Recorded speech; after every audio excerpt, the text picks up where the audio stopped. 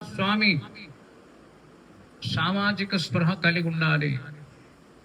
ప్రతి హనుమాన్ దీక్ష స్వామి ward member అవ్వాలి, councillor అవ్వాలి, సర్పంచ్ అవ్వాలి, ఎమ్మెల్యే అవ్వాలి, ఎంపీ అవ్వాలి, మినిస్టర్ అవ్వాలి అని మీ అందరికి కూడా అనేక ప్రాంతాల్లో చెప్పాం. అంటే దైవశక్తి ఆధ్యాత్మిక శక్తితో కూడా సామాజిక శక్తి కూడా పుంజుకోవాలి. మంది ఎవరు ఓట్లు ఎక్కువ వస్తే వాడే మినిస్టర్, వాడే మంత్రి అయిపోతాడు. ఇక ఓట్లు వేసేదాకా దండం పెడతాడు. ఓట్లు వేసిన తర్వాత మీరు దండం పెట్టినాడు మన పలకరించాడు.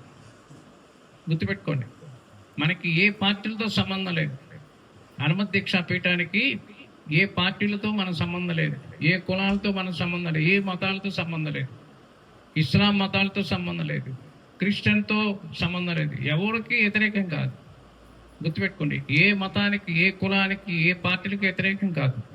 ఎవరైతే సనాతన ధర్మాన్ని ప్రతిపాదించి సపోర్ట్ చేస్తారో, బలం ఇస్తారో, హిందూ ధర్మానికి నేను ఉన్నానని చెప్తాడో వారికే మనం ప్రతిపాదించాలి.